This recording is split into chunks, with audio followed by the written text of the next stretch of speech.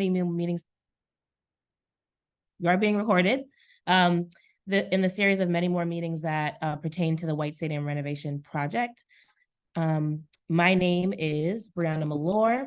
I am the Chief of Community Engagement for the City of Boston, and I have the pleasure of working alongside a lot of great folks on this call. I'll be your facilitator tonight and throughout this engagement meeting. This theme of today in the meeting on October 4th is transportation planning, a topic that I'm sure is very near and dear and important to a lot of people on this call, so thank you for joining. We're joined today with the various city staff members, members of the Boston Transportation Department team, the community engagement team, like our, ONS Office of Neighborhood Services liaisons, members of the Boston Unity Soccer Partnership team, who will be sharing updates about their first draft of transportation planning. We also have Chief Dion Irish, that is leading the Chief of Operation. So excited to have a lot of folks on this call to make sure we're communicating directly with the public. At our first initial meeting back in July, if anyone was able to join, the soccer team presented their concept for the transportation plan. Since then, they have incorporated feedback from city staff and the community, because they've met with many community partners, and have a specific updated draft to share with you all today and collect input. We will have a Q&A portion towards the end of the session. We also will be hosting an in-person version of this meeting. It was supposed to be yesterday, but we had to postpone due to the weather. It will be October 4th at 6 p.m. at I hope I'm pronouncing this right, the Divine Golf Course Clubhouse. So October 4th, 6 p.m. at the Golf Course Clubhouse, right in Franklin Park. So thank you again for joining. So before we really get into the nuts and bolts, we want to let everyone know that we are providing translation and interpretation services, translation and interpretation services for today's meeting. If you want to join a channel, you will scroll at the bottom of your Zoom screen on the horizontal control bar at the bottom where it says interpretation. You can click on that and then click on the language that you would like to hear. So we have Spanish, Haitian Creole, and Cape Verdean Creole as well. You will then have access to that meeting and be able to hear the full meeting in that language. Okay, so let's get started, because you guys did not come here to hear me talk. You want to get into the meat of the presentation and be allowed to ask questions towards the end as well.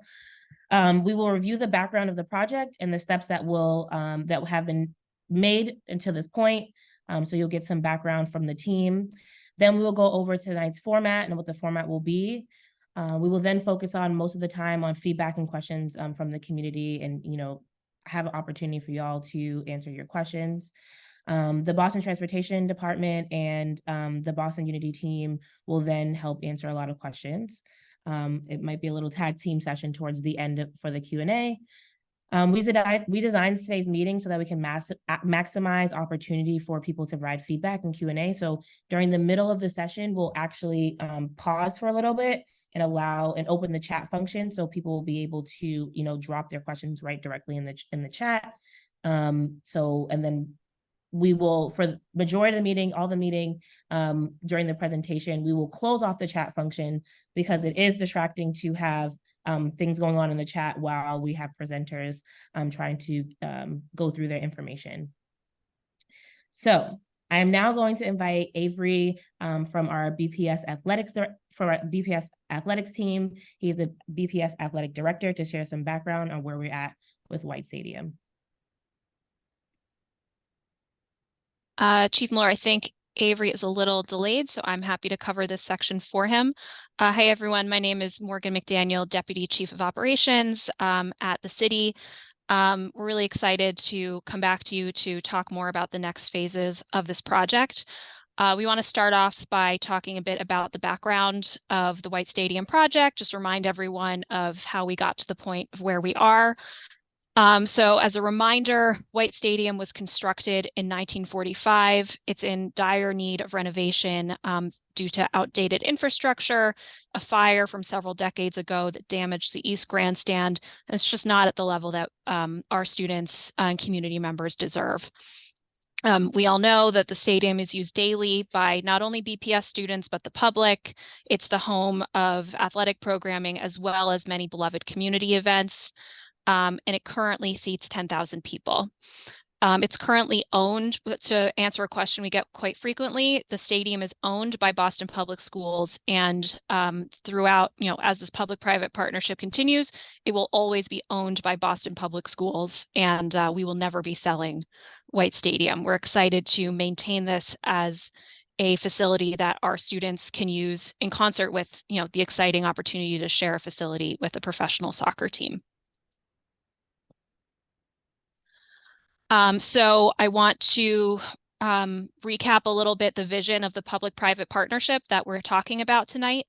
We're really excited to re-envision White Stadium and reinvest in it as this jewel of BPS athletics in the local community. This is sort of a first of its kind public-private partnership to fund renovations for a BPS athletics hub and bring Boston a National Women's Soccer League team co-located in one facility. The vision is to provide our students with top-notch facilities, including an 8-lane track, indoor training facilities, new locker rooms, study spaces, new athletic programming opportunities, and professional level grass field and stadium. And so here's some background on the project timeline up until this point, to ground us in sort of how we got to where we are. In the of 2023, the city had worked closely with BPS on a programming study to identify what are the needs that BPS athletics has that they wanted to see at a new stadium. In April, the city issued a request for proposal to lease a portion of that stadium for a program that would complement BPS athletics and help support funding for renovations. In June, we received a proposal from Boston Unity Soccer Partners. Throughout July, we hosted a community meeting, responded to, received community questions and feedback, posted information on our website, and the city's evaluation committee designated Boston Unity as the preferred proponent. And so now where we are in the process is a designation is really the beginning of working out the details of what a partnership will look like, what the design is going to be, and making sure that we're able to incorporate everybody's thoughts and concerns. And so that's where we are now, is the beginning of this series of community meetings. Back to you, Brianna.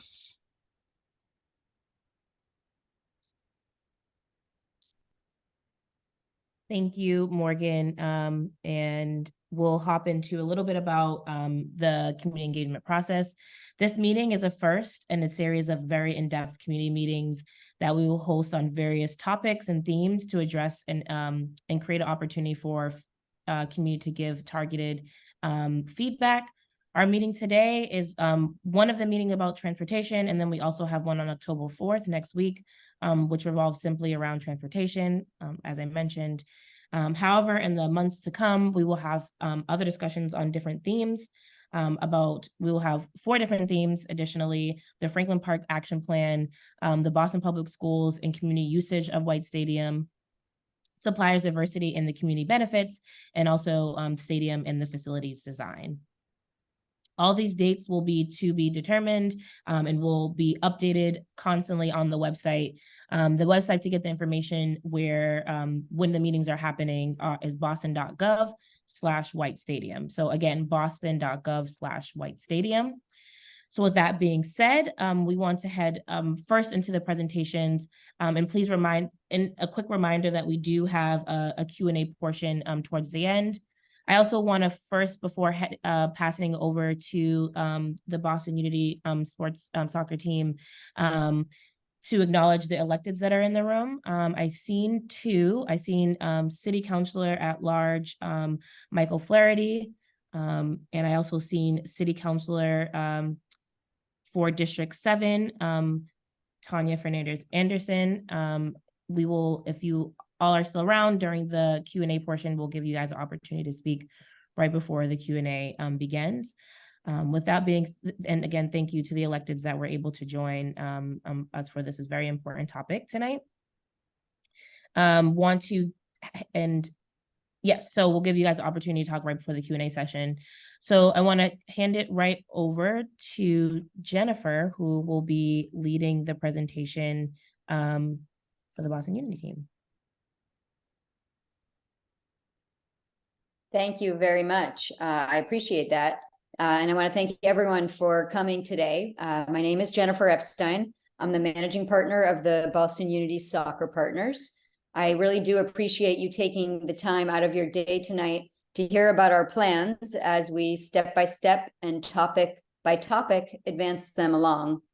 Since our designation as the awardee of the RFP, we have been working closely with the City of Boston and the Boston Public Schools on our design and our planning for this project. We appreciate that transportation and parking is an extremely important issue and can have a negative impact if it's not done well. We are very committed to developing an effective action plan. And to do that, we want to hear your feedback and gather your input tonight. With me today, there are some other members from our ownership group here today as part of the meeting, as well as Bill Caravori from Able Company, our development partner, and our transportation engineer, Brian Bizel from Howard Stein Hudson. I'm going to turn it over to Brian to have him walk you through our current thinking, and we very much look forward to hearing your reactions and response. Hi there, everyone. Good evening. Brian Bizel from Howard Stein Hudson. I want to start. I think Brianna and Jennifer said it, but this is our draft plan as it stands now. It's our first step. The intent, the hope, and the expectation is that we're going to have a lot of collaborative process with everyone that's on the call, the public, and we can refine the plan as we go. So, really hoping to hear what you like, what you don't like, things that we can improve on and modify. You'll see here that we have a few options when we get into some of the shuttle routes that we've already looked at and have already, decided that it wasn't a good idea. And I think if we didn't, he would have been very loud and clear that it wasn't. So, but the intent is for this to be very collaborative. First, I just want to set the stage on, the events that we expect here, the size, the duration. This plan is largely based on what Howard Stein Hudson had used for the US Open last year in Brookline at the Country Club. That was, it's not exactly the same area. This is much more urban. This is actually better served by transit than that was. However, they had more space to move things around. But that was an event that held about 20,000 people a day. These events, these games, the spectators are expected to be at about 10,000, right? So 10,000 spectators is about a quarter of the size of Fenway Park. And it's really more in line with Reggie Lewis right up the road here, which is about 5,000 people. So again, just trying to set, expectations and understanding of the number of people, right? It's hard to grasp when we just say 10,000 people. So trying to give a few examples of what that actually means compared to other stadiums and arenas that operate already in the city of Boston. We expect there'll be about 20 games per year per season. Most of these would be on Saturdays, with a few occurring on weeknight evenings. And then the other key point, when you're seeing the numbers of different entities, different vehicles, is the duration, right? Not everyone is going to show up 5 minutes before game time. You'll see this more in future presentations when we discuss things that are happening around the stadium, such as the Grove and other things. But really the expectation is that there'll be people showing up a few hours or 2 hours before a game. And then again, if the game is on a Saturday afternoon, they'd be staying after the game as well. So it's not this massive crush of everyone showing up at the same time. And it's really spread out more over a few hours. So you can go to the next slide. The first portion of this study is going to be about satellite parking. We will not have really any parking on site within Franklin Park, other than for team buses and media and things like that, a very small number. But the spectators will all have satellite parking. And after I go through this satellite parking, we're going to pause and take questions.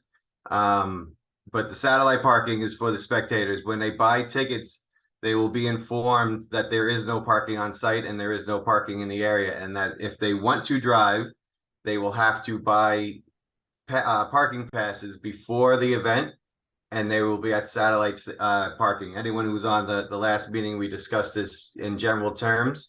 We have much more detail on where those locations would be now.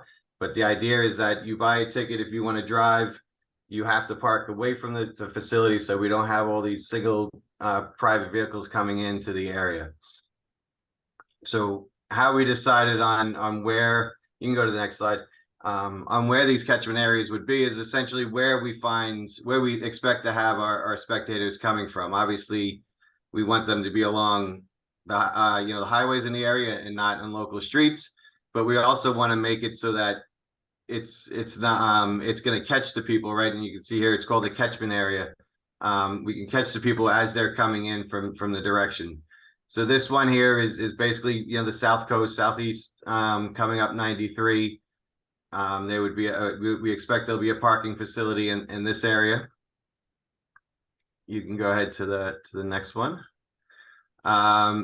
Conversely, this one is for the 128 loop and coming from 95.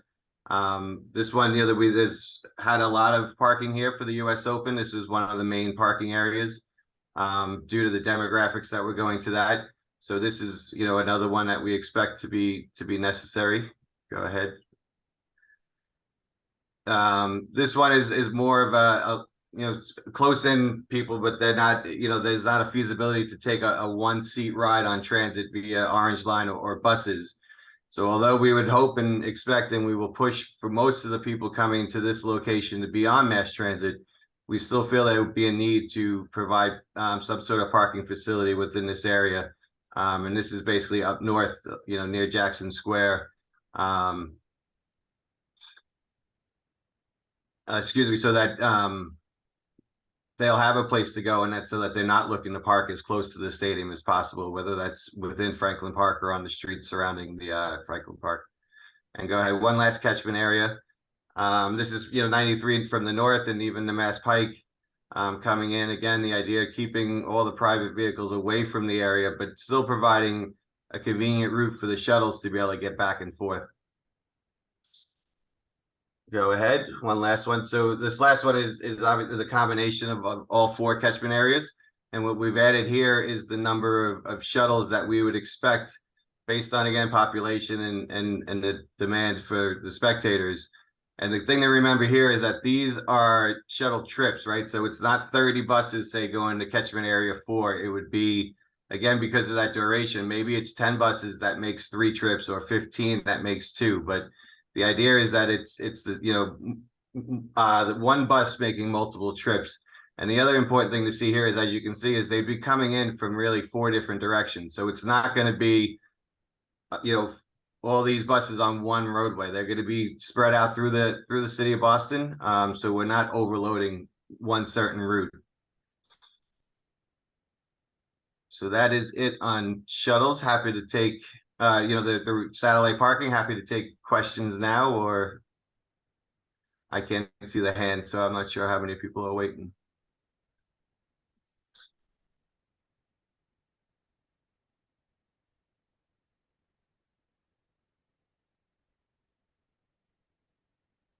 Oh, thank you. Oh, I was waiting. I was trying to unmute myself. Thank you, Brian.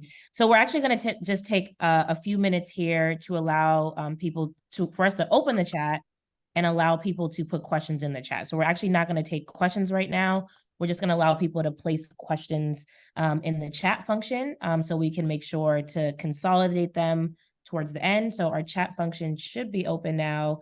If you have any questions, put them right there, and then we'll have our Deputy Chief Morgan kind of helping us consolidate those questions. In the meantime, as people are putting their questions directly into the chat and our team is collecting them, I wanted to let everyone know on options and ways to make sure that we are, getting the feedback. So we have a White Stadium email that's specifically for White Stadium questions. So it's whitestadium@boston.gov, so boston.gov. You can use that to make sure you're sending in your questions, your thoughts, anything that you're hearing in the community. Please send directly to that email. We also want to uplift specifically the neighborhood liaisons We have a couple on this call. There's a neighborhood liaison that covers every single neighborhood in the city of Boston. Please utilize them as a resource to make sure you're getting connected to, when the next meeting is coming up, how to ask a certain question about the White Stadium. They are definitely a resource, and they will get you connected to the right department, whether that's the Boston Transportation Department or our operations cabinet as well, or BPS, our Boston Public Schools. So if you want to submit your questions to Morgan or into the chat or to John, please make sure you're doing that now. Also, quick reminder I've seen a couple people join a little bit later. I will remind myself to talk slowly because we have interpretation services. We have them in Spanish, we have them in Haitian Creole, and we have them in Cape Verdean Creole. At the bottom of your screen, if you tap on the globe that says interpretation, you'll be able to click into the language channel that is suitable for you. So with that being said, we can head right into the rest of the presentation, and we will, again, at the end of the presentation, we will make sure to have the live Q&A, where you'll be able to raise your hand and also ask your question in the chat. So handing it back over, I think, to Brian or maybe Jennifer. I don't know who's doing orange line. No, it's still me. Yeah. Okay, good. So yeah, so this is section 2. It's again how we're going to promote everyone, hopefully as many people as possible, to be on mass transit, whether that's the local bus routes, the commuter rail going into Forest Hills, and obviously the Orange Line. But then how do we get them from the Orange Line to the stadium? So that's what we will discuss now.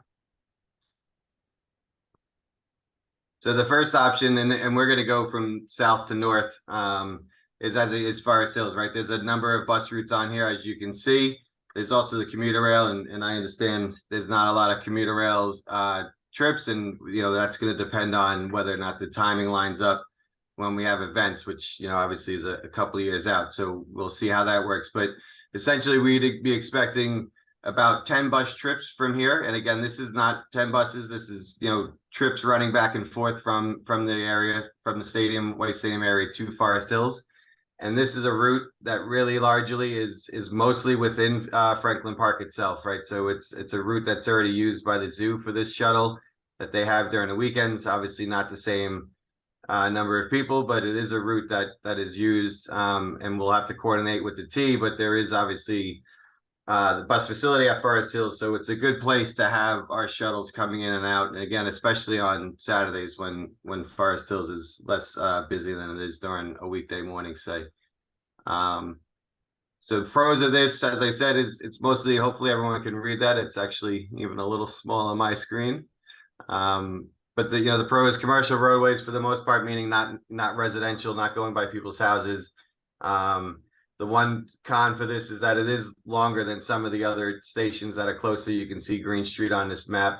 But we think the advantage of bringing in the commuter rail, bringing in the extra buses, and again, not going on residential streets is certainly a plus that makes this is one that we expect to be using quite a lot. Go ahead for the next one. So now we'll move up to Green Street. This is the closest one, and what we expect for a lot of people taking the Orange Line is that they will take the Orange Line right to this Green Street station and then just walk, right? It's just over half a mile to get to the stadium. So we do expect some people to walk and get off here. They could, follow the route of the Red Line. But what we're showing here specifically is a potential shuttle route. This was what was shown last time. I know there's some apprehension about having a shuttle run on these roads. But Glen Road, as you can somewhat see on this graphic, it's a little bit more commercial. Green Street especially is commercial, and then as you cross over Washington, Glen Road it has houses for sure, but the south side is a school, and there's some open space, so it's less residential. And the other benefit here is that Glen Road is wider and there's only parking on one side, so the shuttles really can be accommodated better along this route than, say, from Stony Brook, which we'll get to next. As you can see, it's closest to the stadium. As I said, the one con here is that the shuttles would be coming and going on the same route, so those impacted would be impacted in both directions. So again, this is our draft plan. We're not looking to say this is what we're doing. And I'm certainly not looking to say that, everything's great. So we're trying to present this as pros and cons. And if you can find other pros or cons, then please let us know.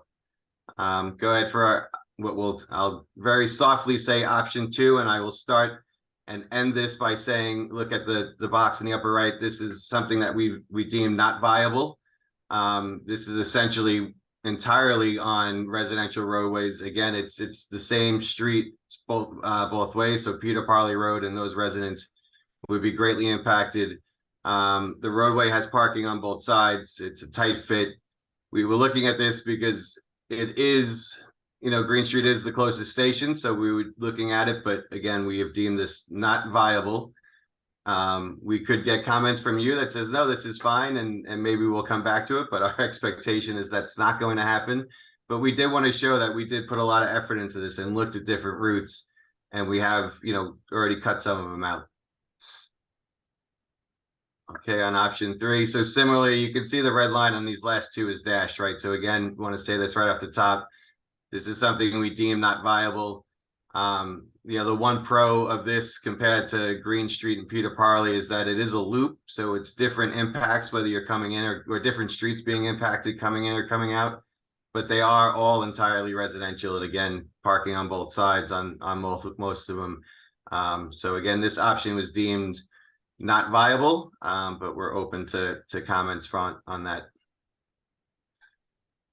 And then the last shuttle route, again, is Jackson Square, right? Similar to Forest Hills, there's a lot of buses in and out of there. There's a bus depot.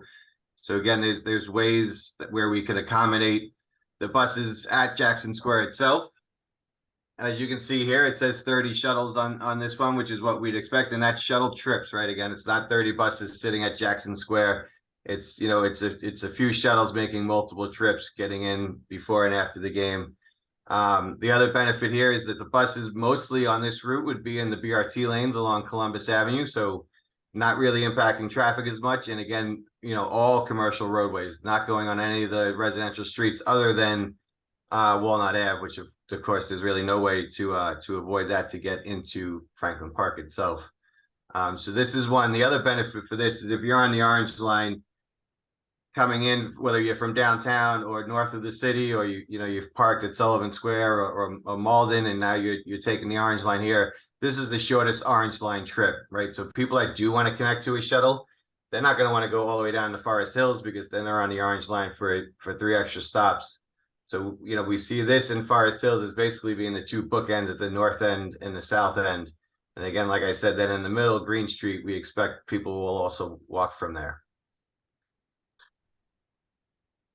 This, distance wise, this is a con. We listed as it's the longest orange line trip because it is further than Green Street and Stony Brook. But again, since they'll be in BRT lanes and not impacting traffic, the durations probably could be shorter than trying to squeeze through some of the narrow residential streets. So listed as a con, but there is some benefits to it as well. Go ahead onto so now what do we do? This is just a graphic of showing we've gone over the shuttles from the satellite parking, the shuttles from the orange line. What happens when we actually get inside White Stadium? And as Brianna said, there'll be an upcoming meeting about how this is going to work within coordination or within compliance of the Franklin Park Action Plan. And this is it starts right here, right? So the blue line is showing mostly the satellite parking, but also then that bus from Forest Hills. And as part of the Franklin Park Action Plan, there was a recommendation to have an exit onto Seaver Street. And this would be able to facilitate that and actually implement that recommendation as we're showing here. And then the red line would be, mostly from Jackson Square, but then maybe also from Green Street if we have shuttles from there. And the key point here is that all of the routes that you're seeing are existing roadways that are wide enough to accommodate what we would be doing on them. And we're not creating any new roadways within Franklin Park, again, other than the recommended connection to Seaver Street, but, not using widening paths that are used for walking. These are all roadways. Placestead Road is locked off most of the time for maintenance vehicles only, but it is wide enough now. It's about 30 feet wide as you're on the east side of White Stadium here, the right on this plan. So it's plenty wide enough for our shuttles to go down there and then exit out. And then I believe I have, yep, section 3. So we listed this as transportation demand management. Again, we hope everyone's going to be on. We're going to do everything to push everyone onto transit. But then there'll be some more local trips. You can go to the next slide. And the big component of that, of course, is bike parking. There is Fenway Park actually has a lot of bikers there. They have bike valet at Fenway Park itself. And what we plan on doing is for people with their private bikes, we'll have bike parking valet, meaning we don't have to install racks all over Franklin Park that are, there all the time, even when there's not an event. We'll set up a system. People come much like the way you do a code check or you drop your vehicle off. You give your bike, we'll keep it in a secured, locked area that is completely covered and not accessible to the public. You'll get your ticket, and then when the event's over, you retrieve your bike. We also have Blue Bikes valet service, and what this means, instead of just relying on Blue Bike stations, which as soon as they're full or empty, that the station's basically not useful anymore. It would be a Blue Bike valet where you give the Blue Bike to a Blue Bike employee who then docks it so that your trip is registered as finishing, but then they take it out of the dock so that a new person can come in and keep using it. They do this in a lot of areas. North Station has this because there's just not enough areas to put the stations permanently. So they'll have valet service during peak hours so that people can use the Blue Bikes for their last mile after coming in and either on the Green Line, Orange Line, or the commuter rail. Again, I touched on this before, but as you buy tickets all over the team's website, and this is getting to be pretty standard, there'll be a whole transportation page that shows all the benefits of getting here, in ways that are different than a personal private vehicle. Whether it's biking or the transit. So we're really going to be promoting that ongoing. As you buy tickets, you'll get an alert. As the event is approaching, you'll get an alert reminding you, hey, there's no parking in the area. If you want parking, you need to prepay and buy your satellite parking. So again, pushing this as much as possible. And then really the last one is kind of like we were saying with the duration. Soccer in general, especially in Europe, but then a lot of the teams here in America, there's less of a tailgating like we do at a lot of events in America, and more of a event where you march to the stadium and you get there and then everything happens within the stadium. So it's just part of the experience where people aren't going to be looking to park their car and sit next to it and tailgate. They're going to really want to be part of the stadium atmosphere that goes on before and after the game. So not really transportation specific, but it actually does play a role here for transportation because, again, we expect it really to drag out that duration a bit and not have this crush of people all arriving at the same time.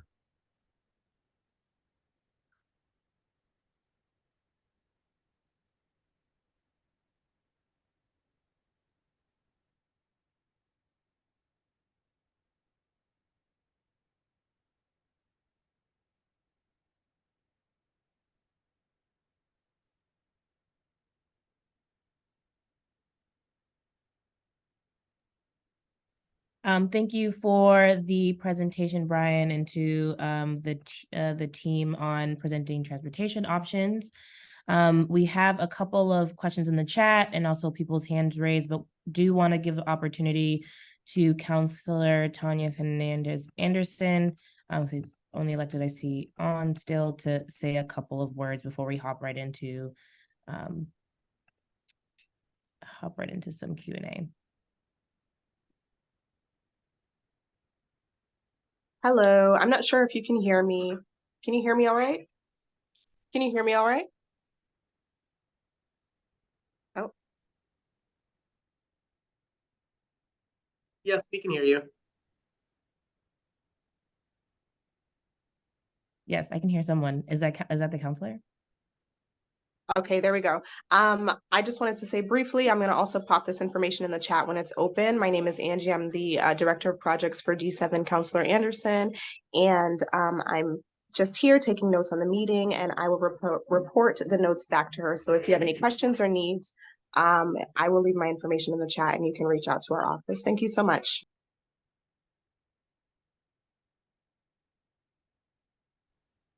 Okay, thank you. Don't see, I thought I seen the counselor on. Okay.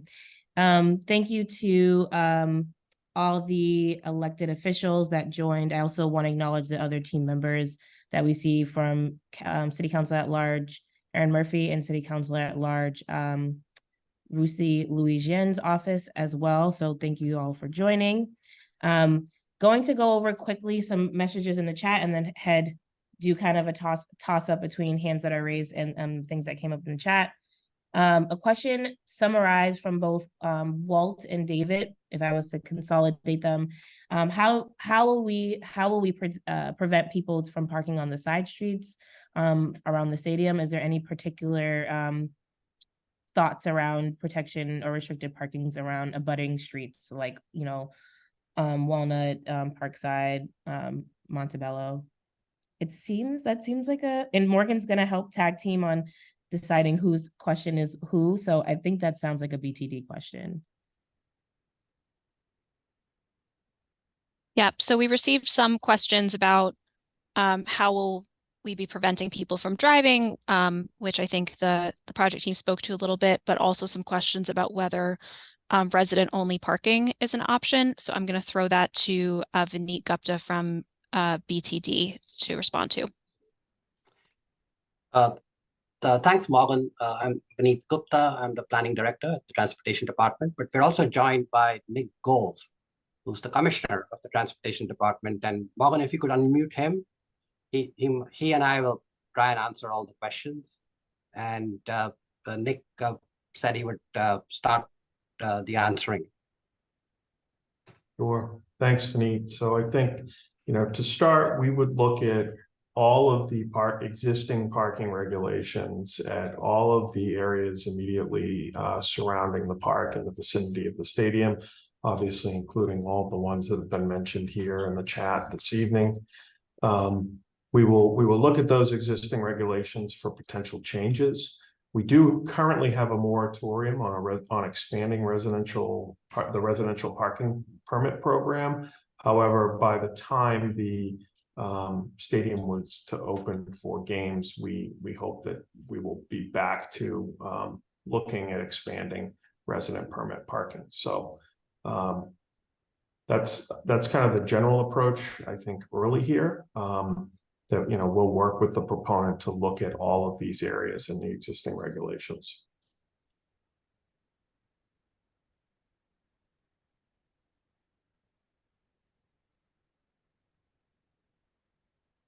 Thank you, Nick, Commissioner. We can go right into hands raised. So I see both Louis, Lisa, then Peter, and then we could switch back to written questions. So Louis, Lisa. Sorry, we also have a timer for 1.5 minutes. I'll jump in when that time arrives. It's at the corner. Louis. Good evening. Thank you. Very interesting presentation that we heard. I'm not sure how it fits reality, since every sports event I've ever attended here and in Europe, people try to park as close as possible to the venue in which the event is taking place. The issue that has been raised about permits and what will happen to the people in the abutting communities has to be addressed, and has to be addressed very specifically. And nothing that we've heard today addresses that. I know that Boston Traffic and Parking always talks about things that they're going to do, but we've been trying to get the same type of benefits as other people in other communities, like around Fenway and the other neighborhoods, in terms of residential parking. It becomes even more critical now that this takes place. The other point that I want to make abundantly clear is that for the last 2.5 years of the park redesign, the residents of Garrison Trotter, the Black residents in our community who are involved and engaged with this process, has made it abundantly clear that we will not accept traffic from anywhere coming out of the park onto Seaver Street. It's a public safety issue. It puts our children and our community at risk. And the idea that they will continue to talk of this as if this is an option that's viable doesn't make any sense. It's a very troublesome issue to think that it's still being discussed when we've made it clear, abundantly clear. The neighborhood association, our elected and appointed political leadership, we will not accept any traffic exiting from the park onto Seaver Street. it doesn't make sense. It's not useful to us. And so the issue of where people park, how they park, how the residents who live in the neighborhood, whether they're in Sigourney or Walnut or any street abutting, particularly Stevens Street, how we get back and forth doing events, that has to be clarified. It has to be very specific, because anything else is going to become an issue of legal process. But Thank you, Louis. We passed the 1.5 minutes. So clarity on impacts on parking and how parking will happen around the stadium is definitely top of mind for the team. I do want to acknowledge that I seen City Councilor at Large Julie Mejia we gave electeds time to speak at the beginning, so wanted to give you space to speak now. All right.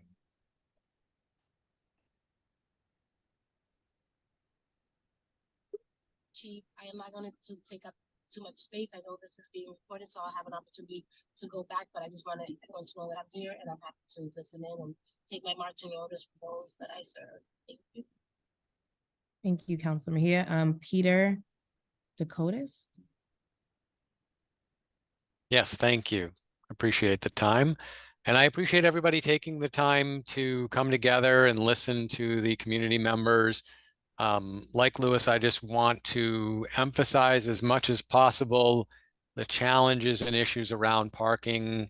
I live right on School Street, right next to the stadium and all the other streets. Walnut Ave would not be a viable place to drive in either. I would suggest Circuit Drive to go around. I know that that's a longer commute from one of the T-stops, but I think it's better than impacting Walnut Ave, and also doubling down, tripling down on the resident parking.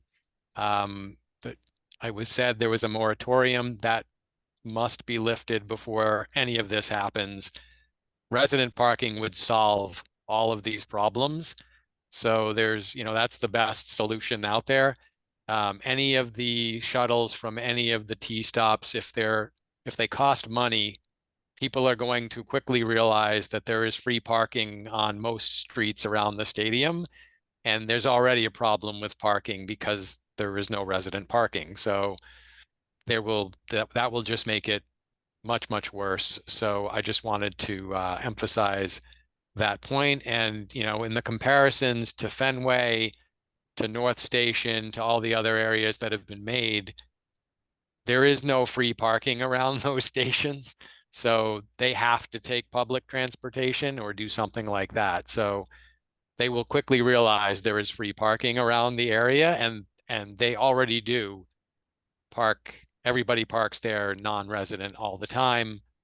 So that will be a huge issue. Thank you. Thank you, Peter. I know that the BTD team mentioned doing assessment on parking, revisiting resident parking and looking at parking limits, but making sure that there's an asset review. So I know that the commissioner mentioned that. So thank you. I see some questions in the chat. So I'm going to consolidate some. The questions that we're seeing, I want to make sure how will folks get shuttle tickets? Will there be extra bike parking or pedicabs? That was one question. And that probably is to our Boston Unity team. Can we unmute Brian? Oh, I can do that. And perhaps. Thank you. Sorry, I was Brianna. Can you just repeat that? I was trying to get myself unmuted and let Morgan know I couldn't unmute. So I missed part of it. So the question is, how will folks get shuttle tickets, and then will there be extra bike parking or pedicabs? Yeah, so like I said, I'm going to answer a couple of questions here. So someone else had asked how many bike parking spaces we expect. We're hoping a lot of people are on bikes, right? So we're expecting maybe 500 to 1,000, which would be 5 to 10%. So that's a lot. And for, it depends really on we'll provide as much as we need to, essentially, right? Because the more people that want to bike, the better. As for the shuttle costs, if you're getting on a shuttle from the Orange Lines, Forest Hills, or Jackson Square, they would be free, 100%. You know, that's part of the ticket price essentially. And then the shuttles from the satellite parking, I wouldn't say they're free, right? You're gonna have to pay for the satellite parking, but it's not going to be an additional cost to then get on the shuttle as well. So you will pay for your parking, and that will include the shuttle to and from the satellite parking areas. And then I think there was a question about TNC, and when you said pedicab, that made me think of it. You know, we certainly expect people to show up, and it's something that we need to work on more detail, but we will, we talked about this last time a bit.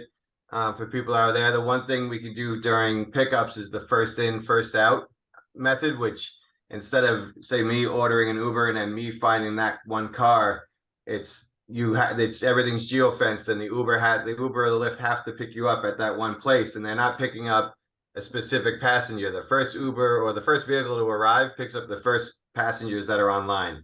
Almost like if you've ever taken the taxis from the airport, right? You just get on the line, and as they come in from the taxi lot just outside the terminals, it's whoever's first in line gets the next taxi that's up. So Uber and Lyft have the ability to do that as well. Again, if you want to look into it, it's called first in, first out. We use that at the US Open. So that's, you know, something we would plan on doing here as well. Thank you for that answer.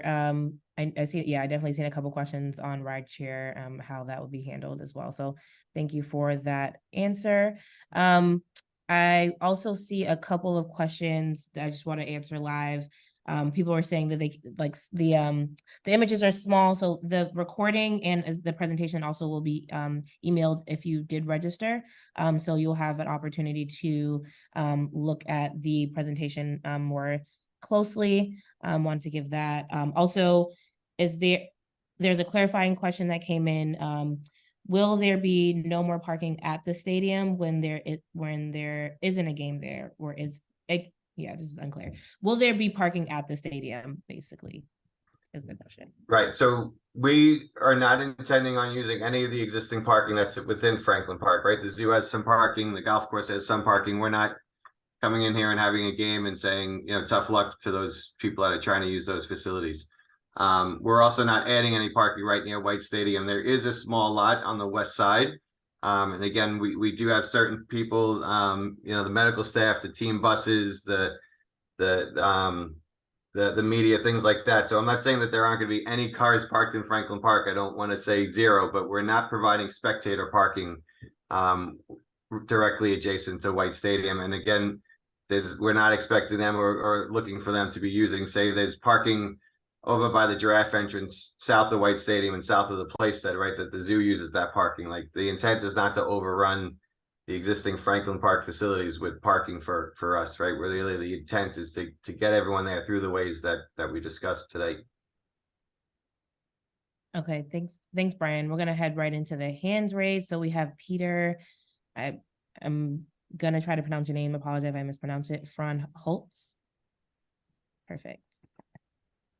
You should be able to unmute yourself. All right, thanks for this presentation and the time. I think, in my mind, part of the solution to the neighborhood issues that have been raised have to do with pretty intensive marketing. My hunch is that the ownership group understands that the success of this franchise is going to depend on youth soccer, girls' youth soccer within 495, and we definitely don't want all of those people driving into the city. So things like approaching them this coming spring and educating them about transportation options, approaching them this spring with group discounts for teams, and also propose, you know, my idea would be to establish a network of express buses from places like Sudbury and Lexington and Newbury, all of the places that have high concentrations of youth soccer. And, you know, it's going to be those girls that support this franchise over a number of years. And to start pushing the idea now that they can maybe get discount tickets along with express buses into the city, to get them in the mindset that this is going to be a green operation and not a carbon heavy operation.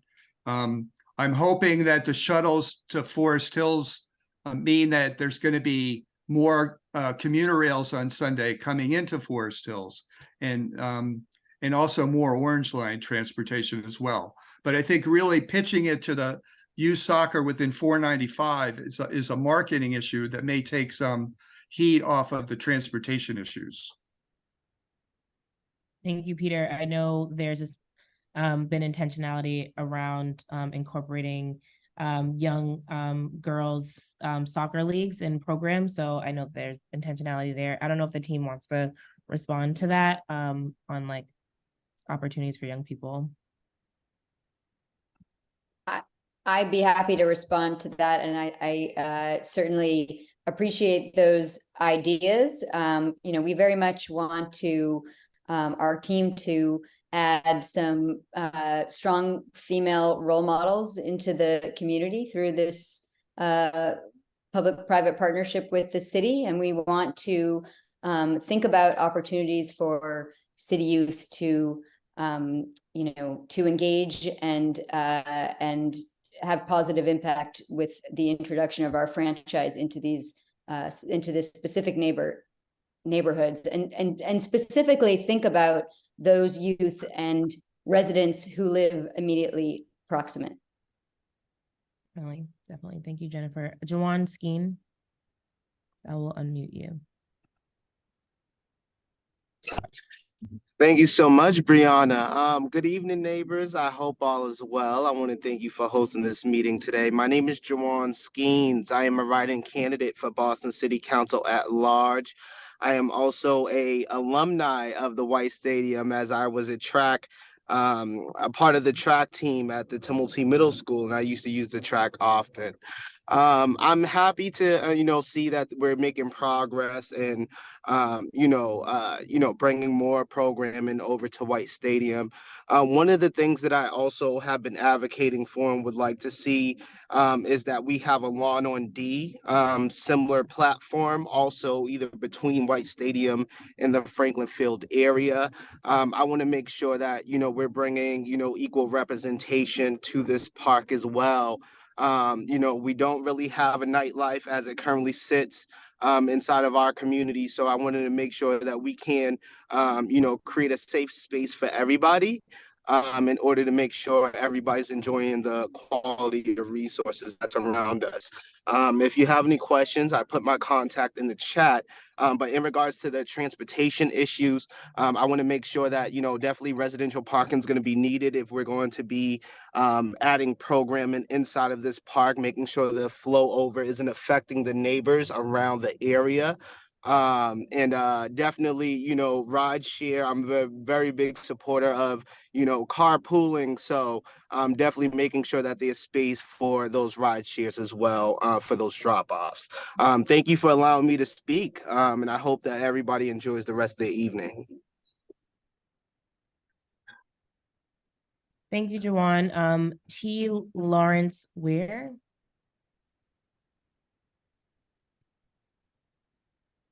Oh, can you hear me? Yes. All right, great. My concern with parking for the facility is all these ideas of having transportations and shuttles are kind of great. They disturb the community. But what I was really thinking was just create underground parking. If they would consider underground parking, that might solve a few of the problems, and also use the mixed transportation with the busing and bicycles. And that's my 63 cents. Thank you.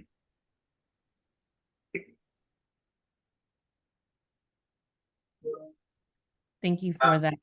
Yeah, I would say, I think if we provided underground parking, that obviously we would have a whole different discussion about transportation, because now we're bringing almost all of the people arriving by private vehicles, right? So now we have to figure out how to get them to the site, which I can be quite honest, we're not going to be able to get thousands of cars to this site.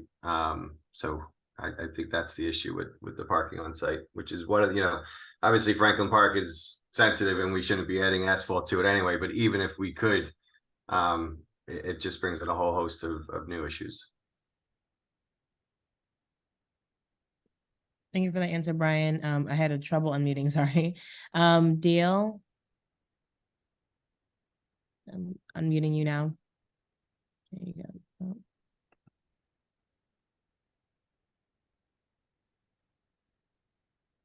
Can you hear me now? Yes. Okay. Hi, like most people here, I have a lot of concerns about traffic and about parking. One issue I want to raise is there seems to be some disparity between the charts that you're showing us. For the flow of traffic within Franklin Park, you're showing exiting along Seaver Street.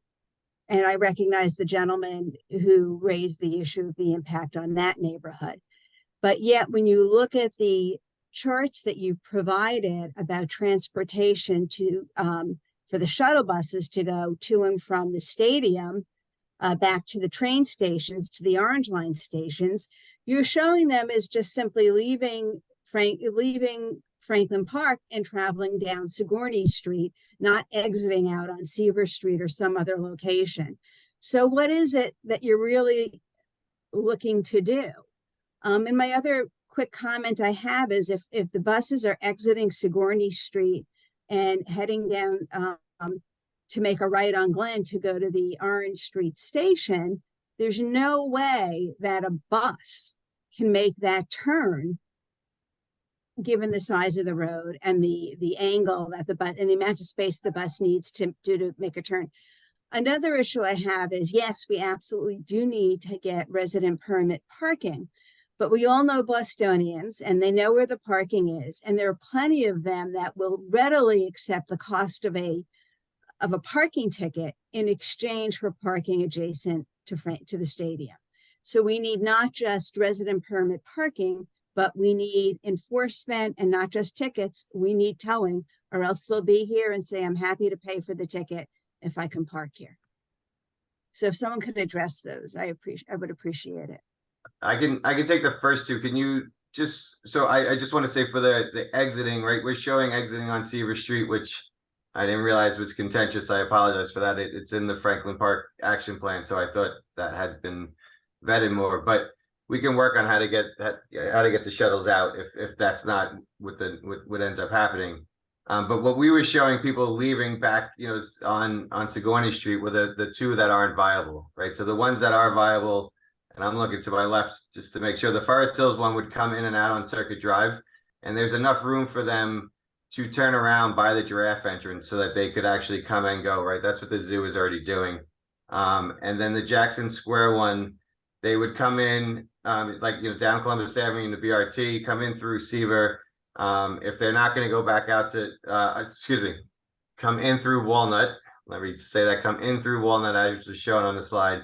If they weren't going to go out on Seaver, if there isn't an exit there, we would have to figure out another way. But again, the routes that we were showing coming and going through the neighborhood, especially going, were the ones that weren't viable. And then the question I have, you said a specific turn and how it would be made. Can you just? You have the shuttle bus that goes to and from Green Street Station to the stadium. On the they're going up Glen, right, and they turn left going, and then on the return you show them like going down Sigourney and making a right onto Glen. There's no room for a large bus to make a turn into a lane that's on the same side. Going the opposite direction, going up Glen, left on Sigourney, there's more room because it's making that turn from the other side of the street. So that's just, I just don't see how that works at all. And I do have issues about the impact on the neighborhood.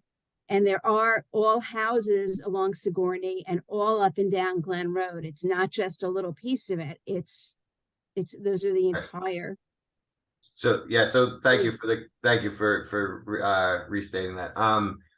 So based on your comments in the chat, we showed this as an option that wasn't deemed not viable instantly, but we could certainly get there right through the feedback that we're hearing. So that's the overarching answer. But to answer your question, these aren't going to be, if there is a shuttle going to Green Street, these aren't going to be large coach buses doing it, right? This would be a smaller shuttle van that would be running back and forth, and probably more than one, but this wouldn't be a large coach that would have trouble on these streets, right? So, and as again, this is a few comments in the chat, or probably more than a few, I can't keep up, but you know, when I said that that Glen Road isn't narrow, I meant it's not as narrow as some of the other streets. You know, it's obviously not a wide open boulevard, which we don't want it to be. But again, we're not, you know, anticipating, or we're not, I shouldn't even say anticipating, we're not going to be sending large coach buses down this route, even if it ends up staying in, which again, based on the comments, maybe it doesn't. This would be more, you know, smaller shuttles that could fit on the roadway. Thank you, Brian. I think that perspective on like size of the shuttle buses would be helpful to people to conceptualize and visualize when we're thinking about our streets. I know there was a question, additional question there, maybe for BTD about enforcement of parking tickets or penalties to like resident parking or something like that. Like, I don't know if Nick wants to, there you go. I see you on mute. Sure. Yeah, I can help answer that. So obviously, as we mentioned earlier, you know, the first thing that would happen would be an evaluation of all the regulations in the surrounding area. And then, you know, once we made regulatory changes, then we would have to discuss an enforcement plan with the proponent. You know, could there be an opportunity, for example, for supplemental enforcement patrols on event days? We have examples of that at other facilities in the city. Right, you're one, and again, this is a much larger venue, but Brighton during Boston College football games has resident permit parking, and it's towing during you know, football games. So it is something the city can do and has done. Thank you, Brian, and Commissioner. Like Brian mentioned, the chat is really going very active. So I'm trying to keep up with the chat. There's a lot of comments and less so questions. So there was a question on like crowd control, like how do we plan on controlling the crowd of like parked cars or stuff like that. Whoever wants to answer that question. That was one of the questions in the chat, and then we'll go to hands raised.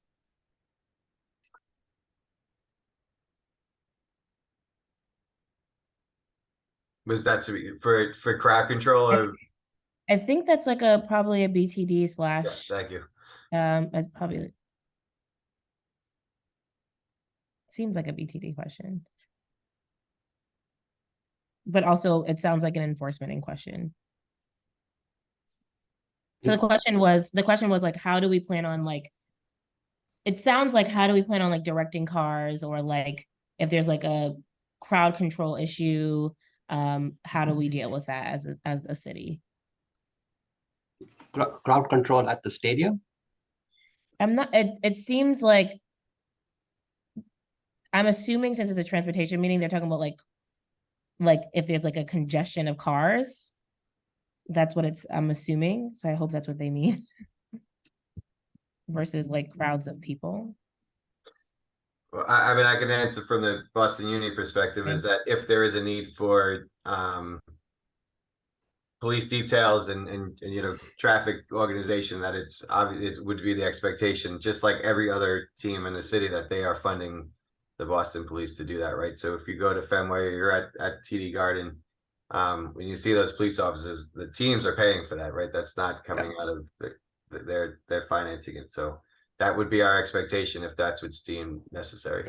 And to add to Brian's point on that, yeah, I mean, those details would be part of the overall kind of traffic management plan that, you know, would include stuff like supplemental signage, variable message boards, potentially even, you know, road restrictions in certain cases.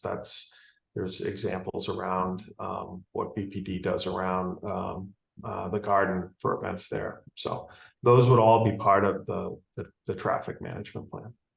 Well, I just would add, you know, from the team side, of course, you know, we are going to have a very thorough operational plan. We will that we will develop, and we will have an executive level management position that will, be there to interact with the neighborhood before, during, and after games. So, in addition to the city, we certainly intend to be very thorough with our own staff and operational plan to help with enforcement and, just good planning before, during, and after games. Thank you for those answers. So I know we're approaching a little over an hour. Want to get to the folks that have their hand raised. So Nancy Lesson, and then Chivinice Van Dyke, I believe. Nancy first.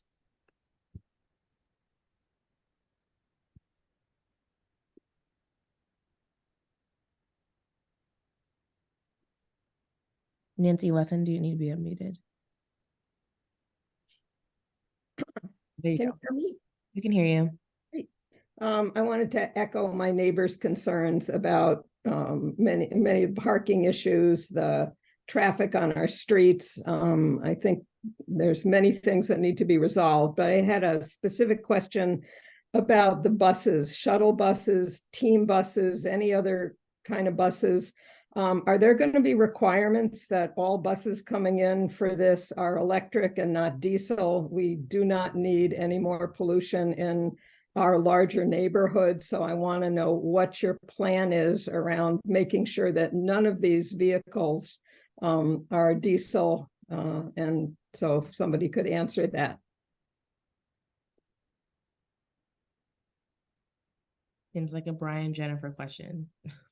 I would look to Jennifer. Yes, she's the one making the commitment. Well, I certainly a very important thing to consider. I don't think I have the knowledge or expertise to give an answer for that right now, but I really appreciate that input. So noted. Thank you, Nancy and Jennifer. Chevanice, I apologize if I pronounce your name wrong. And then Steph Yang after. Yes, good evening. Thank you again for everything that's already been said. I echo the same concerns. I think my biggest issue is that you guys keep mentioning all the partners and all the information that you took from the last meeting. Has anybody actually walked these neighborhoods or actually driven these neighborhoods and seen the actual routes that you're talking about or referring to? It's nice to see them on a map, but actually being stuck in traffic between 5 and 7 on Walnut Ave and Seaver Street is a whole different thing than seeing it on a map. Secondly, a lot of your partners are city leaders, and that's awesome. Do you have any community people on your teams to help you with this? Because we keep coming back to these same issues. Is there actually somebody that's going to be on your team that are living in these communities? I think that seems important right now, because if we had this meeting in July and we're going over the same issues and questions again, I think it's almost feeling like the community isn't being heard. Clearly, this is moving ahead and we're not stopping that, because we really did say in the last meeting we didn't want it. So now we're here and you're moving ahead and you have all these plans and all this research, but is the community actually on any of your boards?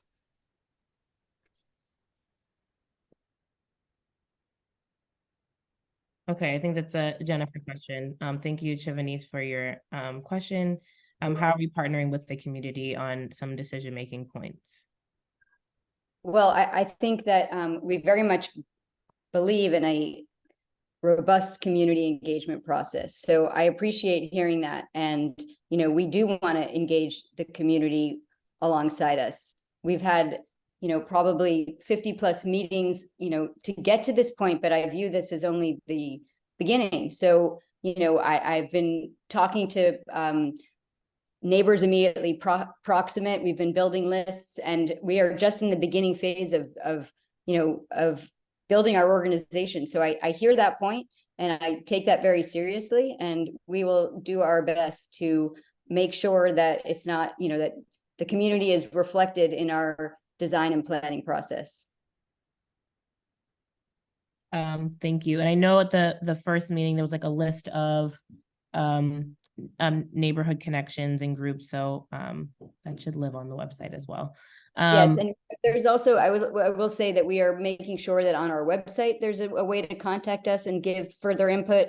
There's people on my team right now who are not, I know not every question is getting answered that's in the chat. We are also taking notes. We are also recording all of these suggestions and gathering your input. So, this is, we are here trying to be good listeners and good neighbors and absorbing your input and putting it into our action plan. Thank you. Steph Yang. Hi, yes, my name is Steph Young. I'm a soccer journalist for The Athletic. This is probably a Brian question. You mentioned that most games would be on Saturdays, but if you look at the NWSL schedule, realistically, games can be Friday, Saturday, or Sunday with occasional midweek games. Friday games do tend to be around 7, maybe 8 p.m. just because for East Coast broadcast schedule.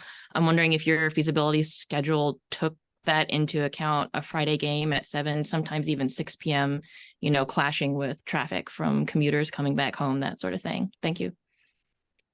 Yeah, so I mean, we looked at whether it was Wednesday or Friday, and the impact, right? And the intent, we haven't gotten to the point where we've done traffic operations analysis, right? We're still just working on the planning process of this. So that certainly would be something that we look at, right? And that's true whether that's Friday evening games or just the occasional Wednesday games. So more analysis is needed for those weekday games and even the Saturday games, but obviously the commuting during the week with the addition of these trips would be more of an issue than that on Saturday. Thank you for that answer. David Sandak and then Dorothy Fennell. All right. Hi, I'm actually the other half of David. I'm Allegra, and I live about 5 houses away from Franklin Park. So from White Stadium, I'm really excited about having National Women's Soccer League team come to our neighborhood. It sounds amazing. I'm excited to bring my daughters who are 8 years old and my son who's 4. What I'm wondering is, we're focusing very heavily on the 20 nights or days when the soccer team plays, but after the stadium is renovated, you guys said at the beginning there were going to potentially be more additional spaces for BPS students, which is great. I'm just wondering what's the plan to manage the additional traffic associated with the BPS for the other 345 days per year. Brianna, I can take that question if that's helpful. Yeah, thank you for that, Allegra. So we are currently undergoing sort of the design process for the city portion of the stadium, what the program is going to be, and what sort of the new and improved programming is going to look like. So as part of that process, as we're looking at the BPS side, we'll be looking at traffic. So sort of considering, the focus of this meeting is on the 20 days of the year. The more regular BPS use we'll be considering a little bit separately, but we will be following up with the community with that. Thank you, Morgan and Allegra. Dorothy, then Taylor Vincent. Thanks, Chief Malloy. I wanted to add that I'm excited for all the very smart people who are on this conversation right now. I think that you have put together a very good team. The staff at the city are smart. You guys know what you're doing. I think people have already said it, more work needs to be done on engaging the community. I know that there are amazing opportunities to showcase some really good transportation opportunities here, but it seems like we're not seeing that potential, and maybe because the process has just begun. If you need somebody to walk around with you, I'm sure lots of folks would happily volunteer to the HSH team to give you real-time examples and what it's like driving around here. So yes, happy to volunteer, or I'm sure you can connect with other folks. But yeah, I think you got to be focusing on these intersections for pedestrian points. I'm really happy to hear about all the work around shuttles, but I would love to hear more about that pedestrian access. And I think that BTD has achieved some very big things. Let's see some really heavy hitting parking management strategies.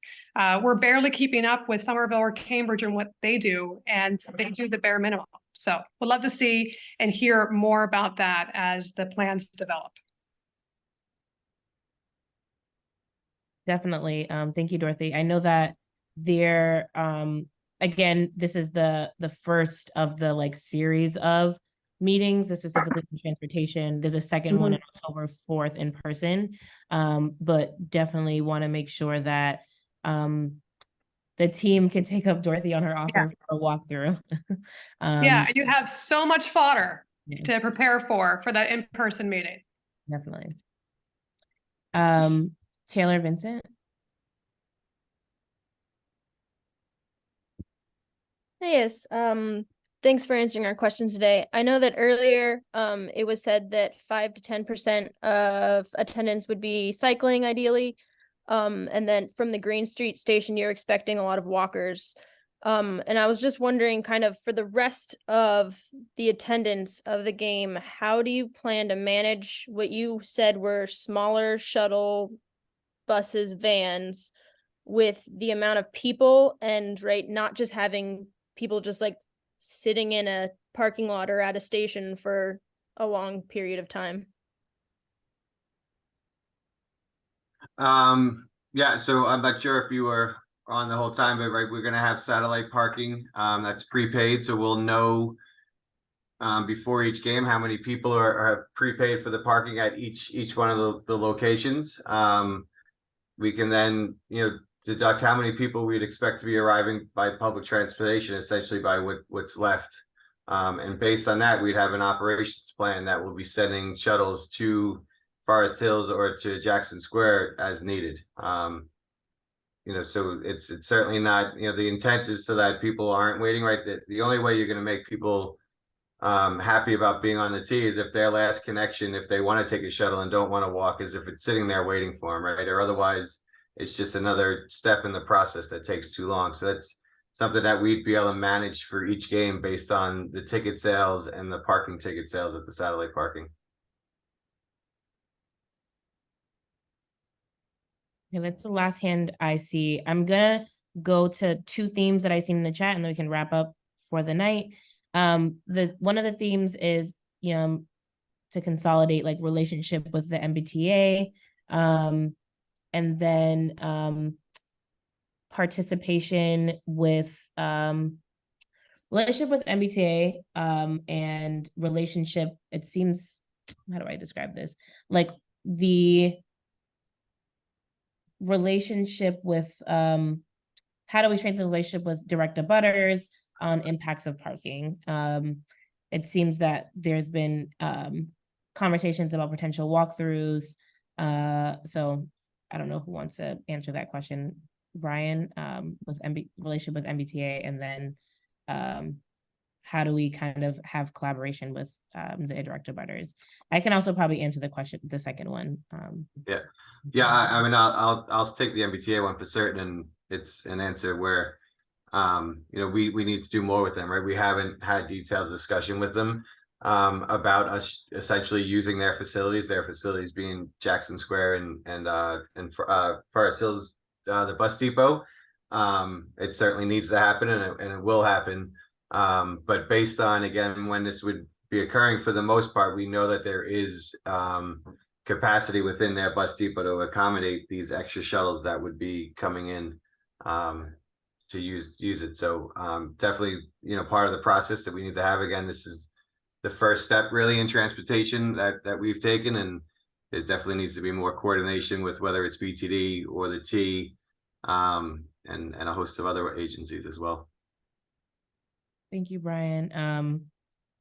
I also, out to further engagement, we now have, of course, the city as a strong partner to make sure that we're taking in the necessary feedback from the community. I know BTD does a great job of having and creating space for community to provide input, as well as the ONS liaisons that are on the call, and the multiple electeds that are on the call as well, and community groups, neighborhood associations. This is, again, just one of many, many meetings. And although this is about transportation, there's definitely, of course, overlap. So we look forward in the coming months to have, different conversations about facilities, the Franklin Park action plan, all of the above. So this is, again, just one of many meetings to make sure we are, in lockstep with a lot of the decision making here. I see a former state senator, Sonia Chang Diaz, has her hand up as well.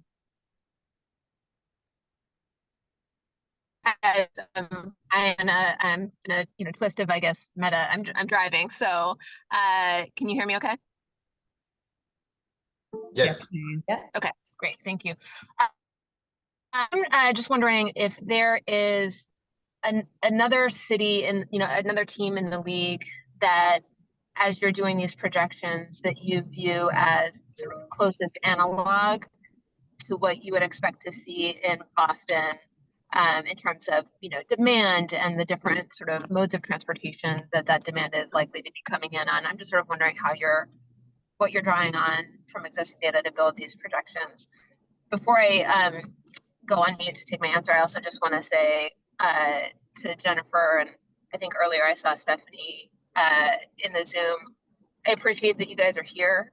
In my decade and a half of public service, I went, did a lot of community meetings on a lot of different issues, and you don't always see the principals attend. I know it's not feasible to be at every meeting every time, but I think it really is a strong first step in terms of trust building, and you guys really, seeing and hearing directly from the community.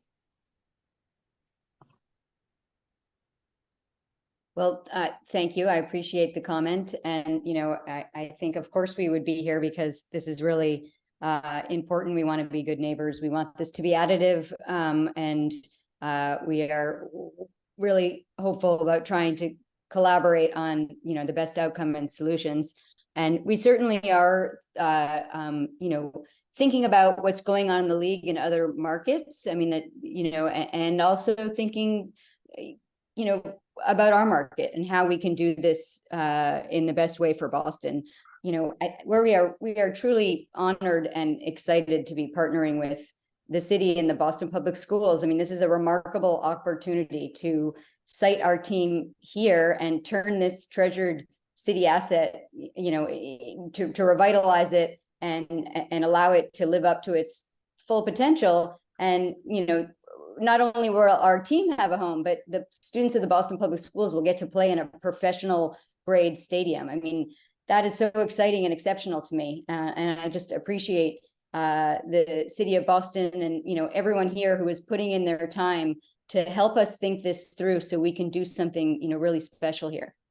I don't mean to necessarily, I'm not sure I'm concluding this meeting. I don't mean to rush it, but I do just, again, I just wanted to really make that point and thank you for your participation tonight. And we are recording, everything here to further absorb and evolve our thinking as we go forward. Thank you, Jennifer. You were concluding. I wanted to give you space for reflections on this meeting, but are you good to go? Or do you have anything to add from that before I head into next steps? Or is that... I think I went into my conclusion, but I certainly hope in the, in the coming months that we continue to improve our plans and, we will, that's what we're here to do. This is, we're not playing until 2026. I'm not sure if everyone realizes that. So there is time to work on this collaboratively, and that's what we intend to do. Yes, time. We have a time to work together. It's not all going to be solved in one meeting, but like Jennifer mentioned, this is being recorded. The chat is being also taken in and making sure that we're all the comments and feedback that are taken in there, that we're taking into account as well. There's also the boston.gov/White Stadium, and the also White Stadium at boston.gov email, where we're making sure we're taking in information. So if you didn't get your questions answered today, you can send them there. Or you can attend the next in-person session, which is October 4th, I believe at 6 o'clock. October 4th at 6 o'clock. Let me just double check. So I do not, yes, October 4th at 6 o'clock at the golf course clubhouse and in Franklin Park. It will be in person, so a lot more opportunity to be interactive and get some questions answered, specifically about the transportation plan. Again, this is one of many sessions. We have some other topics coming up as well. And again, thank you all for joining tonight. Thank you to the community for your laboring of love and participating in this process, and providing feedback and contributing to this decision making. So with that being said, enjoy the rest of your night, and thank you all for joining. Thank you, everyone.